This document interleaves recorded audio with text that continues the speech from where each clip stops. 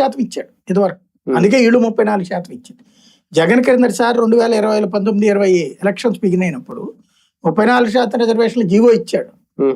ఆ జీవో ఆధారంగా ఎన్నికలను కూడా చెప్పాడు, స్థానిక ఎన్నికలని.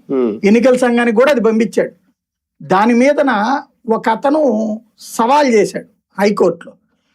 అతను తెలుగుదేశం అతను అంటూ వీళ్ళు ఆధారాలు చూపించారు. వైవిబి రాజేంద్ర ప్రసాద్ వాళ్ళ అనుచరుడు అతను తెలుగుదేశం వాడే, ఇదిగో లోకేష్తో ఫోటోలు, చంద్రబాబుతో ఫోటోలు, ఇదిగో చూసుకోండి అని చెప్పి అతను ఛాలెంజ్ చేసినప్పుడు హైకోర్టులో రాష్ట్రవాదాన్ని ఓకే చేశారు ముందు దీంతో ఎన్నికలు జరిగిపోవడానికి.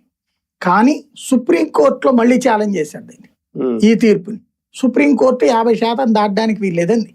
ఆ కారణంగా మేము 50% చేస్తున్నామంటూ ఏదైతే ఎస్సీ ఎస్టీ పోను మిగతా అన్ని ఇయే కాబట్టి అన్నటువంటి కోణంలో అప్పుడు వెళ్ళారు ఎన్నికలకి.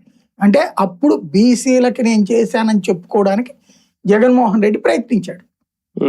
కాబట్టి ఇప్పుడు వీళ్ళు కూడా సేమ్ ప్రయత్నం, మేము బీసీలకి చేశామని చెప్పుకోవడానికి 34% రిజర్వేషన్. దానికి డెడికేటెడ్ కమిషన్ వేశారు. ఆ డెడికేటెడ్ కమిషన్ వారిని ఇవ్వడానికి వీల్లేదని చెప్పింది, 27 ఇవ్వాలని చెప్పి. డెడికేటెడ్ కమిషన్ సిఫార్సు చేశాక నువ్వు ఎట్ట కాదంటావు? అసలు 27 కూడా ఏమని చెప్పింది, 50% లోపే అని చెప్పింది. మరి అది నువ్వు వేసిన కమిటీ. ఇప్పుడు జగన్ టైంలో కూడా ఇట్లాగే చేశారు, అయితే కమిటీ వేయకుండా చేశారన్నారు.